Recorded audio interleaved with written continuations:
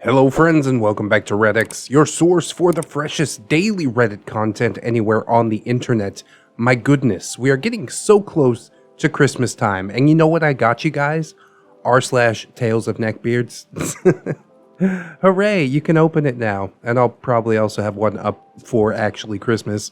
But as it stands, for now, this is what we got. Wow, it's a gender-bending Christmas story sandwich. I guess you'll see what I mean when we jump into the stories. Let's do it. Neckbeard gets angry that my friend is a dude. I like to watch Tim Tam Tom and Vincy and ReddX, and it got me thinking about a Neckbeard experience my friend went through. Now, my friend isn't allowed to have Reddit, and he gave me total permission to post this, and permission to use his first name since it's kinda relative to the story. He wrote the story out and sent it to me, so it will be told from his point of view and not mine. Please enjoy. My name is Carlos, but my friends call me Carly. I've always been a pretty petite and feminine guy. I like to wear dresses, skirts, and heels, and if I put on makeup, it would be impossible to tell that I am a guy. I don't like cross-dressing in school or formal family events, even though my entire family's okay with it, but just going out and about is okay. Back in freshman year, I went to the mall with a group of friends because it was my best friend's birthday, the publisher of this story. I didn't wear any cross-dressing items other than a little bit of makeup and a cropped shirt that said 99 on the front. 9. Overall, we had a pretty enjoyable time. We did virtual reality simulators and stopped by Hot Topic, where all high school kids congregate. And then we went to a giant trampoline room, and our friend Joshua threw up in a trash can right outside the trampoline room. Too much churros and orange Julius. Is that what kids still do at the mall? That's what we did at the mall. Anyways, after that, we went to Banana Republic, I think. I don't remember. And that's when I decided to try on some plaid skirts that I really liked. I walked out of the changing room, strutting a red plaid skirt and my B99 crop top, and my friends loved it. But then, it hit me. The rancid, swampy smell of a neckbeard. I could tell my friends could smell him too, but we didn't want to be rude. He was going into the dressing room right next to mine, carrying some anime clothes, but I couldn't tell which. He accidentally bumped into me and apologized. He didn't look like the normal neckbeard. He was pretty well shaven and had nice hair, and he was a thin legend. He did have pools of armpit sweat stained on the side of his shirts. And he wore exclusively anime merch, an Ezra Scarlet shirt, and Ahegao face cargo pants. We disregarded him and went back to trying things on. Alex tried on a hoodie, Marissa, who's the publisher, tried on some random things that have probably been in the store since the 70s, and I tried on a plain blue pleated skirt. This is when we began to notice that the Neckbeards items had started piling up outside of the changing rooms, and it had gradually went from anime to things that looked like they had been randomly pulled from the hangers, and every time the Neckbeard walked by, I could feel him staring at us. And he walked by a lot, so we decided to leave. We paid for what we wanted, and I wore the red skirt out of the shop, but on our way out, I was lurched back by a surprisingly strong grip. I turned to see the Neckbeard, face extremely red and seemingly out of breath. "Carly?" Alex called back when he realized I wasn't following. "I'm sorry, ma'am," Neckbeardo mumbled and squirmed like an embarrassed anime girl. I couldn't help but notice how stunning you look." I looked down and realized that he had probably mistaken me for a girl. I'm okay with being touched. I'm a very lovey person, but I didn't like this guy touching me. I ripped my arm away from him, which is the only way I could since he was holding to me like a lifeline, and I gave him a nice smile. "Thank you. Sorry, but my friends are waiting for me." I started to walk over to my friends who had begun making their way towards me again, but I was roughly grabbed by Sir Neckbeardo again. He had a subtly angry look on his face. "I said, you look pretty," he hissed. "The least you could do is stay and talk to me." Now I was legitimately scared, and his fingers were hurting my arm. But just then, Alex rips me away from him and holds me close. Now would be a good time to say that Alex has been my childhood friend and sort of a brother towards me my entire life. "Back off, buddy. You're scaring him," Alex snapped, and turned us away and started walking us towards our other friends. "Him?" Mr. Neckbeardo wailed like a pig. He started marching towards us at a furious pace. How dare you lead me on with your flirtatious glances and succulent hips? Succulent hips. And you aren't even a girl? He grabbed Alex's shoulder to push him away from me. Alex, on the other hand, hates being touched. As soon as his fingers grazed Alex's shoulders, Alex turned around and sucker punched NECKBEARD right in the face. Long story short, authorities were called. Lord NECKBEARD threatened to sue us, but he didn't go through with it because he was arrested for public harassment. He also lost a few teeth from the punch. After we gave our parents' numbers to the authorities, we went home. That was one of the most terrifying experiences of my life. I don't even want to imagine what would have happened if I was alone. I have stories from other people I know, and I'll post them later, with permission, of course. So the guy that got punched in the face was arrested for public harassment, but the guy that did the punching was allowed to just go home? I don't know, bro. And then also, like, the lost teeth stuff. It's like, it's kind of sus, isn't it? It really gives me some of those, like, I kicked him through the back wall of the store vibes. On the topic of the actual story itself, whether it is real or fake doesn't matter. If you are grabbed by somebody in public, make a scene. Just start screaming, "Get your hands off me! What are you doing touching me?" You know? And they will let go. People back down surprisingly quick when they have to explain their poor behavior to others. And if you're making a scene, then that's exactly what they'll have to do. It definitely would have been a bad situation if the narrator was there by themselves, but you can quickly gather a crowd by screaming your head off. So just take note. Or carry bear mace. That always works too. Just catch him in the eyes from 6 feet away with bear mace. Right as he's stalking towards you, you're just like, nope. But anyways, I appreciate you sharing the story, OP. You and your succulent hips. Oh, God. Alright, let's get into the next one. Christmas Disaster with NECKBEARD and Vicky. There's 3 parts to this story, so grab your popcorn and a drink. Make sure you're comfy. YouTubers have permission to post this for their channel. Hey. Now, this story is bad if you're uncomfortable with cussing or nudity, so please don't read if that's the case. But over here at ReddX, we love cussing and nudity. Sexually explicit, SPG, Striktong Patnubayat Gabay. That's Tagalog, I'm sorry. Cast, OP, me, nerdy and gothic. I was pale with dyed black and blue hair. Fred, my husband that I randomly married. What? Tall, childish, but loving, a huge prankster. If you watch Harry Potter, he looks like Fred Weasley. Same as Fred Weasley, he has a twin. George is Fred's twin, and partner in crime with pranks. Kind and caring when you get to know him. Nick, father-in-law, gentle giant. He loves his 9 children. Yes, 9. 8 boys and 1 girl. Taylor, mother-in-law. Sweet, kind, and mother of 9. Don't come to her house hungry. She'll overfeed you. NECKBEARD is Fred's creepy cousin. Vicky is Fred's aunt and mother of NECKBEARD. She is a legbeard herself.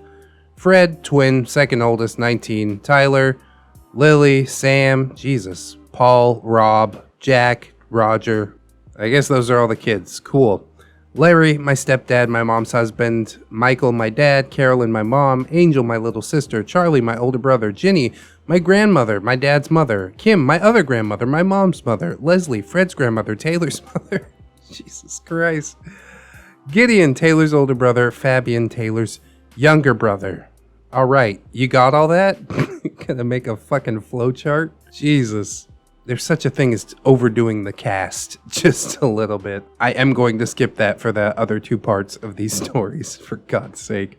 The story. 5 days before Christmas, and all through the house, I went to the winery hotel with food, clothes, and gifts. I was going to help cook since 55 family members are going to be there. Fred, we have to pick up George and Lily. OP, before we get gas or after? Fred, how much is in the tank? OP, quarter tank. Fred, after getting gas and dropping Loki at doggy daycare. We all got in Fred's car, we dropped Loki at the doggy daycare, I paid the price and gave them his medicine and food as required by the staff. We got gas and drinks, I bought drinks for George and Lily, and we picked them up. Lily, OP, I can't wait to celebrate Christmas with y'all. Fred, stop hiding OP from us. I want sister bonding. Fred, she's my wife. I want to spend time with her. All the time with her. George, I can't believe we're going to Grandma's winery. She usually closes it for the holidays. OP, none of us have room for 50 people. Remember, your mother invited my family. George, yes, because we're family. You married a dork. God, this writing's kind of stilted, isn't it? Fred, I'm her dork. We drove, we made jokes, laugh, and sing off-key to music. After an hour of driving, we were at the winery hotel. Leslie, Fred, and OP, how was the drive? Fred, long, but worth it. OP, where should I put the gifts and food? Leslie, Gideon can help you with the gifts, Fred. I'll get the food. I picked up the food that I put in a box so it'd be easier to carry. Fred and Gideon got the gifts. I dropped the food off in the hotel fridge. Leslie, there's a sledding hill in the back if you and Fred want to go sledding. OP, yes. I hug her and went to find my husband. I found him eating a cupcake. OP, want to go sledding with me? It'll be fun. Fred, yes, I do. This is not how people talk. He grabbed my arm as we found sleds and went outside in the back. We went sledding and had a snowball fight. We actually had a lot of fun till I saw a shadow. Oh, God! Anime Beard. Hello, Fred and OP. Fred. Hello, Anime Beard. You're kind of interrupting a moment. Anime Beard. Grandma said it's time for dinner and OP's family is here. Fred. Okay. Anime Beard left. OP. Moment. Ruined. Fred picked me up and slung me over his shoulder, and he walked back to the back entrance through the kitchen to the lobby. Taylor. Put OP down, Fred. George. She's fine. Fred. She's fine. OP. I don't get a say in this. Fred. Okay. OP. Put me down. Fred put me on the ground. I saw my family in a circle. I walk up and saw my cousin Ben home from the military, so I ran up and hugged him. Ben, hey OP. OP, you're home safe and I miss you. You have to meet my husband. Ben, husband? I dragged Ben to Fred. OP, meet my husband Fred and his twin George. Ben, hello. Fred, hi, I'm Fred. It's a pleasure to meet you and thank you for your service. Ben, thank you for your support. Do you make her happy? Jesus. Fred, yes, she's my queen. Ben, good. Leslie, I'll take you to your room for dinner. We all chat, and Gideon pours wines for the adults. He also gave me and Fred a glass. Gideon, a toast for family and love. Cheers to our first Christmas together. Fred held me close. George drank as the toast ended. OP, this'll be a crazy week. We're staying till New Year's. Fred, Yay! George, gang back together. We're gonna cause some mischief. Fred, yes, we are. OP, I'm going to bed. You coming, Fred? Fred, yes, I am. We went to our room and had adult fun, but I noticed a hidden camera. OP, why's the teddy's eyes look weird? Fred, what? I covered up and walked to a teddy bear sitting on the sofa. It was a camera, and I unzipped it to find a flash drive. OP, grab my laptop, please. I want to see what's on this flash drive. Fred grabbed my laptop and handed it to me. I opened it and put the flash drive in. We saw Vicky and Anime Beard setting up the teddy bear to face our bed and left. The rest of the video was Fred and I doing couples things. Mostly kissing, grinding, and, more things. I saw red, obviously, but I realized that they didn't know that I had found it. So we plotted our revenge. I erased the flash drive and told Fred my revenge. Knowing George and Fred, they'd both be in on it. I texted George about the plan. The next day.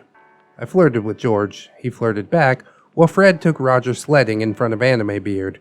OP, hey Georgie, you're so handsome. George, thank you. You're prettier than the night sky. Huh? I giggle and flirt more.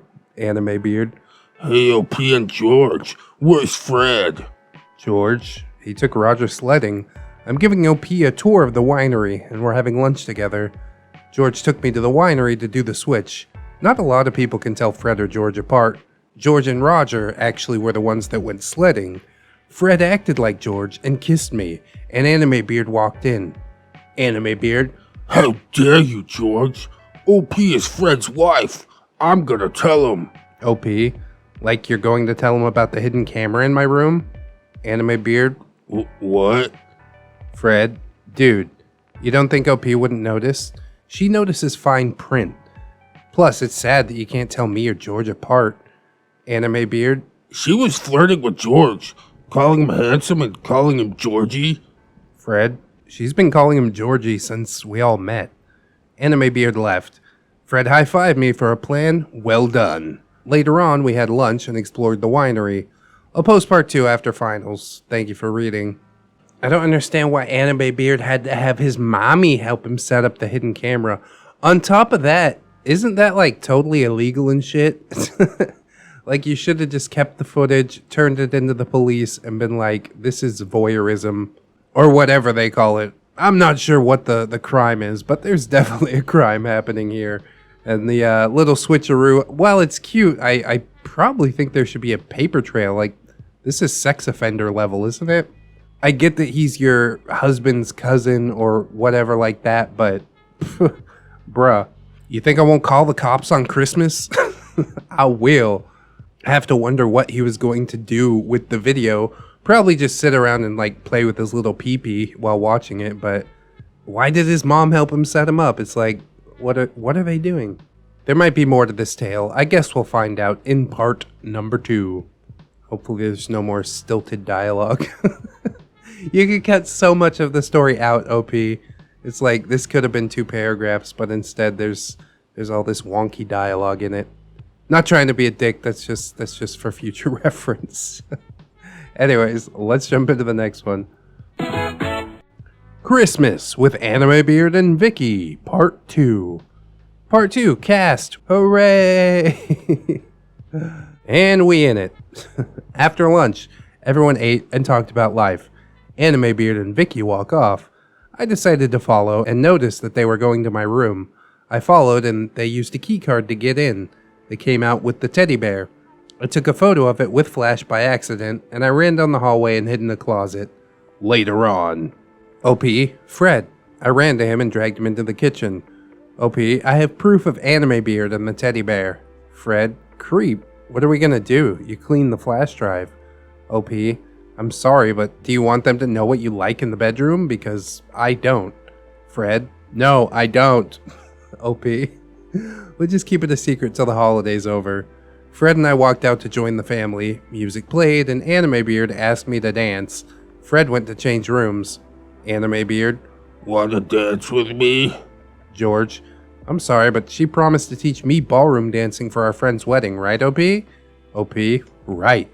George took me to the dance floor as Anime Beard watched. If looks could kill, George would be dead. OP, thanks for switching rooms. George, of course. Can we do the switch soon? It was fun. Vicky cut in by dancing with Anime Beard and did the spin switch, so I'm stuck with him. Anime Beard, How did you learn how to ballroom dance? his breath burnt my nose. Whoa!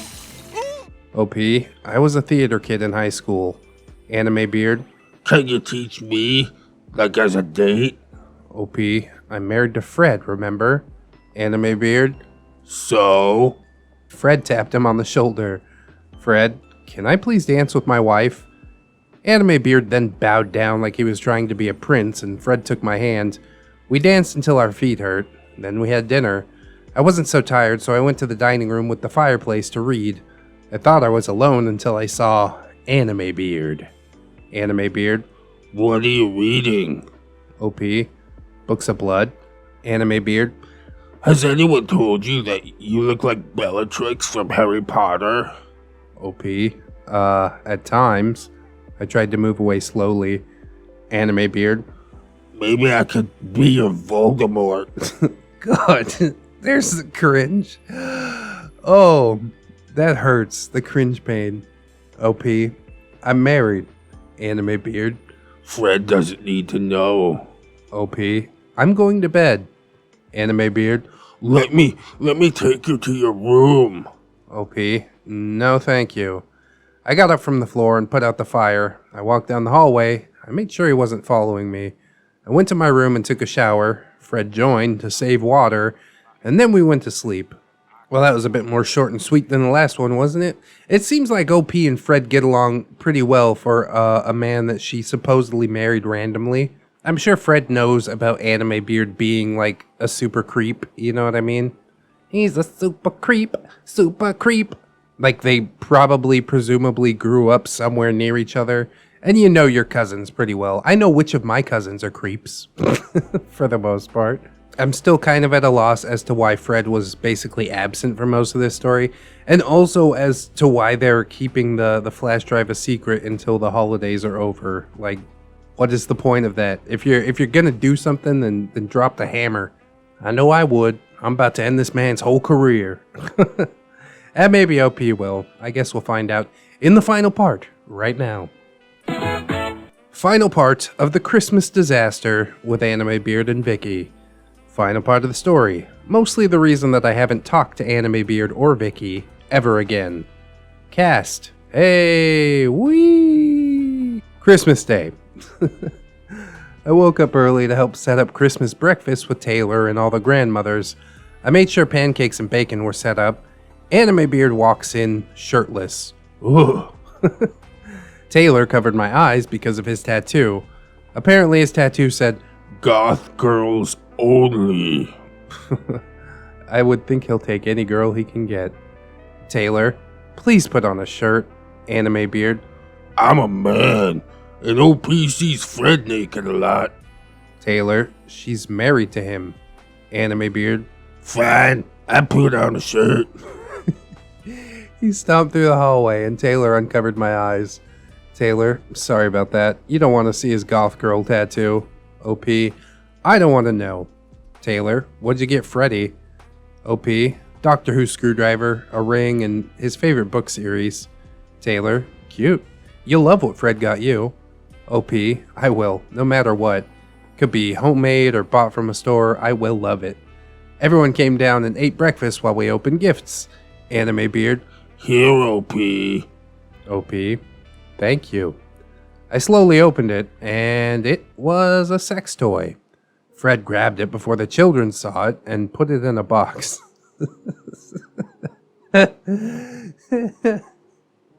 Opening a box with a dildo in front of 9 kids.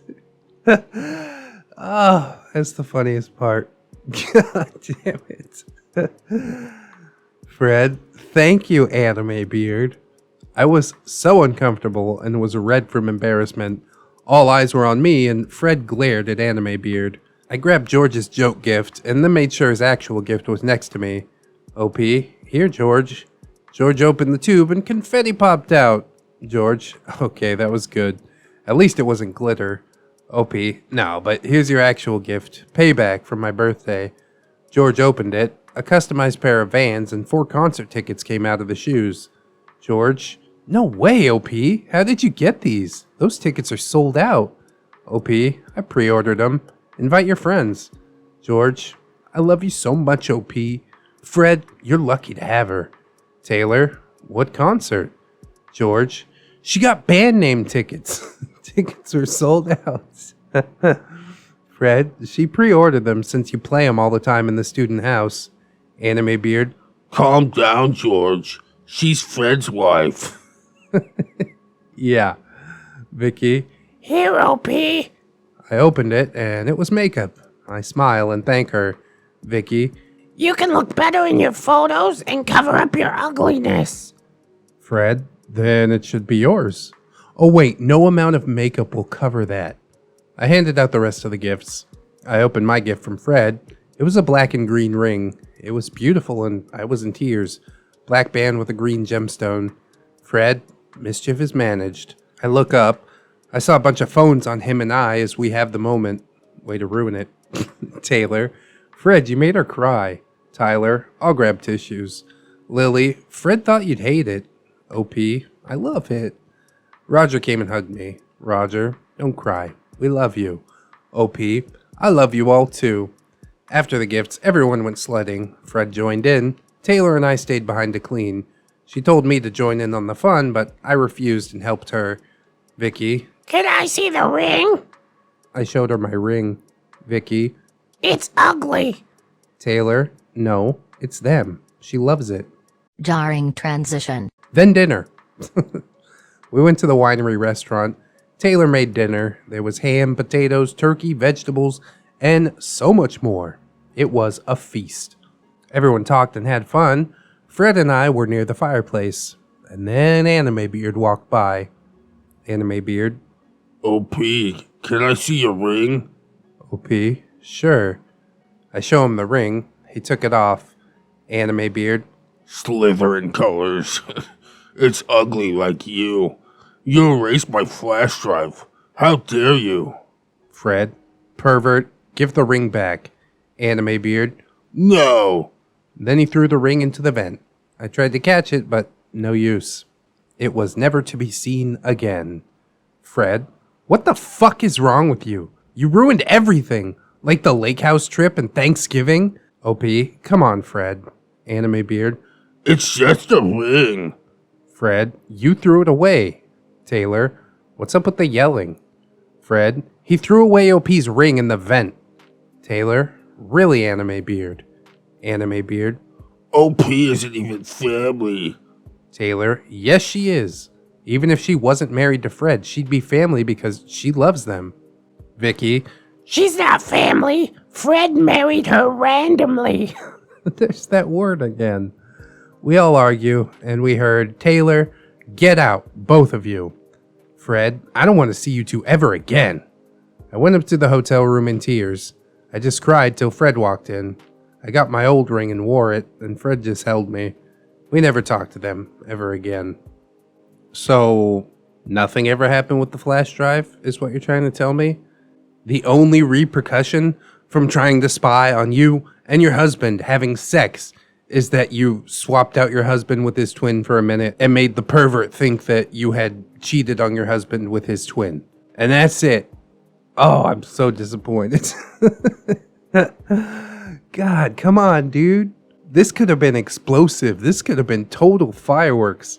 But instead, it's like, yeah, I guess you can spy on us. That's fine. Throw my ring down the vent. That no problem. Be super sad, yeah, but let that sadness motivate you into making them pay the price. You know what I mean? Some vengeance. We haven't done petty revenge or pro revenge in a while, but I still love revenge. They must pay, OP. You must make them pay. Jesus, where'd that come from? I don't think that series was like as good as I had hoped that it would be. The dialogue was pretty stilted, and a story told through dialogue is kind of hard to do anyways. But I don't know, maybe English isn't OP's first language or something like that. I'm still wondering why she married her husband randomly. Like, what are you trying to say here? But they get along pretty well, I suppose. That's luck of the draw. Tell you what, one of my cousins throws my wife's ring into a vent, I'm gonna shove his fat ass into that vent. You get it or you die trying. I mean, it's just a vent, right? It's not a sewer. You'll be alright. You probably won't die. And if you do, worthy sacrifice. You did this to yourself at the end of the day. I wish that OP was just as petty as me. At least make him pay for the ring, damn it. But I guess you can't win them all, you know? I really think that camera in the bedroom thing should have been an absolute bombshell. But everybody just seemed to be okay with this. So whatever, dude. I'm not gonna harp on it any more than I have already. We will close the book on this one, and we will move on to the next one. Boobybeard falls on hard times. Boobybeard. It's fun to say. I've been watching a lot of YouTube Redditors lately, like ReddX, and Vinci, so I wanted to share my story. I hope that people are smart enough to heed this cautionary tale that I offer you. Wow. I humbly present, for your amusement, the Ballad of Boobybeard. A friend of mine ran a video game and trading card store in town. Can't say which one or where because it's a small place and I'm not gonna dox anyone. Me and the boys would go hang out there and play cards and video games, make small talk, be meme lords, and play tabletop after hours with copious amounts of beer. It was always a good time. Trading card store, total Neckbeard spawn points. It's only a matter of time. However, the nature of owning a brick and mortar shop means new faces come and go, and some linger for a while. Enter Boobybeard. Nobody actually liked him. He didn't smell particularly bad, and even though he would wear the occasional wolf howling at the moon shirt, his style of dress wasn't exactly offensive or off-putting. I never saw him in a trench coat or a fedora, in case you're wondering. Sometimes the fingerless gloves would come out. Regardless, all around, he was a nice enough guy, always trying to make friends and be a bro. He even gave me a couple magic cards for my commander deck for no reason but just to be cool. But you could just tell by the way he acted that something wasn't quite right with him. Maybe he was just lonely, and looking back at the saga he left us, I really think that was the case. He was a lonely guy. That's probably why he tried so hard.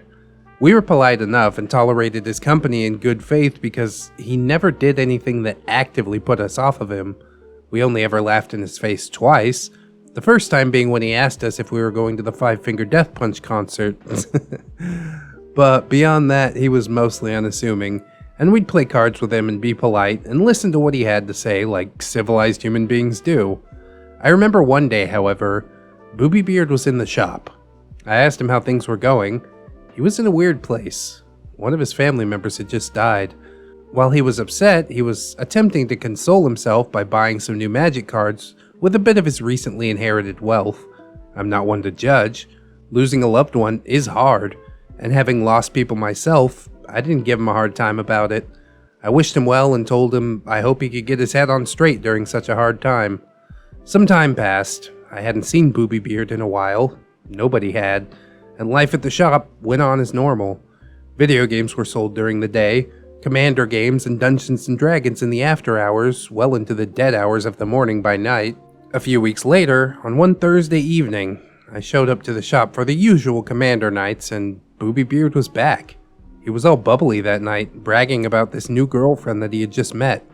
Now, I'm by no means a first prize winning specimen of a man. I'm kind of overweight, a bit of a nerd, and I grow a mean neckbeard myself, so I was somewhat incredulous at first when Boobybeard got to talking about his new lover. This guy? Really? Yeah, I guess so. Not gonna lie, I was even a little jealous. On and on he went about her and how wonderful she was. Somebody asked where he got so lucky to meet this new lady. Well, we got our answer all right. He met her at the local titty bar. I'm in love with a stripper. Everyone lost their minds. He got visibly frustrated and then vocally upset, shouting about how We wouldn't understand anything about his newfound true love stripper girlfriend. and he stormed out the door. I'm sure he could hear us laughing all the way out into the parking lot. Even the shop owner was doubled over the table laughing at him. He didn't come back that night. We played our cards and RPGs and drank beer and had a good laugh at the expense of Boobybeard. And then time kept dragging on, and nobody had seen him. A few months went by. Everyone had forgotten about Boobybeard. I'd forgotten about him entirely. Well, one day I was bored at the house and decided to go for a walk around the town square. Being a bit of a musician and wanting some alone time to practice, I grabbed my instrument, which at the time was an accordion of all things, and I went out to the square to practice in public and maybe make an accidental $1 or $2. I learned some songs, made a few bucks, played for a few hours, and then I took a break to have a smoke. As I was pacing around, huffing down my coffin nail, I heard a familiar voice shout, Hey, name redacted. I looked around, and there I saw, in all his majesty, hurriedly waddling towards me, the man, the legend, Boobybeard himself. I made some polite talk with him, and asked him how things were going with him and his life in general, and with his lady love. He told me that things were going well at first. Him and his lady spent a lot of time together, and he'd take her out on dates and get her fancy gifts. Well, when the money from his inheritance started to dry up, she started to lose interest, as strippers are wont to do. In an act of desperation, Boobybeard came up with a genius plan to demonstrate his undying love for his woman. Boobybeard sold his car out from under him and purchased a fancy ring in one final push to win over the heart of his lady love. Jesus. She took the ring, but refused his advance, and he left. Ouch, dude. Without a car and a way to get to work, things continued to spiral towards the inevitable. He lost his job, failed to pay rent, and got evicted. Jesus. I gave him a couple bucks to go get a sandwich. Haven't seen him since. Who can say what happened to that majestic creature? Well, that's a fucking depressing story if I've ever heard one. This is what happens when neckbeards try to leave the nest, okay? It's never gonna go well. He met a stripper, he's like, yeah, here, take all my money. And she's like, okay, money's gone, so am I. Poof. Quite a cautionary tale indeed. I mean, I'm sure not all women who are strippers are that way. But I'd wager quite a large bundle that a vast majority of them are. Part of me wants to applaud Boobybeard for like going all in, trying to follow his heart and stuff like that, but man, the signs are right in front of you, bro. I don't know how you could save somebody from this. As the saying goes, you can't save somebody from themselves. There's quite a stigma that comes along with dating a stripper, you know? And it's great that Boobybeard could kind of get around that, you know? Sex workers are people too kind of stuff. But at the end of the day, yeah, maybe the stigma exists for a reason. I'll tell you a little about my experience, okay? Fresh, young Navy recruit just out of boot camp, got sent off to North Carolina for A school, right? Hanging out at the Barnes & Noble, buying some Chuck Palahniuk books with the money that had stacked up while I was in boot camp. Ended up starting a conversation with a really nice chick. And I mean, nice also in personality as well as looks. So I got a few months of A school, you know, we're going out, dates, blah, blah, blah. Finally, on the second or third date, she tells me what she does. And yep, sure enough, she worked at a gentleman's club. Me being relatively new to like serious grown-up people dating, you know, I dated in high school, but that's not really dating. I went and asked my Navy buddies what I should do, and they're like, get out now. And so I did, you know. She seemed really devastated. I think both of us knew the reason why I decided not to pursue a relationship, but we didn't really even have a conversation about it. I'm just like, well, I'm gonna be out of here in a few months. It's probably not good for either of us to get too attached, so bye. And that was my excuse. At that time, I did not have the intestinal fortitude to confront her about it. Couple decades later, yeah, I probably would now. Now I'm at the point where I don't give a shit. But back then I wanted to maintain good relations, even if I'd never see the girl again. Moral of the story is, even if your friends give you a hard time, it's probably for a good reason. There's something to be said for following your heart and shit like that, but you gotta see if they're doing the same, or if they're just following the wallet. You know what I mean? And it didn't seem to me like she was, honestly. She was the one paying for a lot of stuff on the date, but yeah, it was just never gonna work out. If you're secure enough to have your girlfriend work in a strip club, then good for you. But that ain't me, man. That is a bridge too far as I'm concerned. But anyways, friends, I hope that this episode was not a bridge too far for you, and that you will like, comment, subscribe, hit the notification bell, do all the things. We've also got a link swarm down below if you'd like to check that out. We got PayPal for the one-time donations, Patreon for the recurring donations, Twitter, Discord, my other channel. I think I also got a Facebook page up now. So if you'd like to like, I'd like you to like. And as always, I want to thank my beautiful, gorgeous, generous, amazing Patreon patrons. We got Damon Darkstar, Lady Nix, Crimson Albedo, Dot Nathan, Robert Waits, Just Austin, Pope Squid, Rebecca H, Cider Drinker, and the big boy, Barlos Bugo. We also had a couple of PayPal donations come in within the past couple of days, so big shout out, thank you so much to Chris and Saiche. I hope I'm saying that right. You guys are doing so much to keep my motivation high. We are definitely headed towards full-time YouTubery, which is just a total dream come true for me, you guys. Thank you so much. If you can donate, it's always appreciated, but if you don't have the means right now, then don't worry about it. I'm just glad that you're here, hanging out with me, making me a part of your day. It definitely means a whole heck of a lot. I hope you'll join us again tomorrow for even more cringe content. And in order to do so, you'll have to keep yourself safe out there. So wear your mask, wash your hands, do the thing. Take some time out today, do something that you enjoy doing. Because you are loved, you are worthy, and you definitely definitely deserve it. I'll see you in the next one, friends. And until then, bye-bye.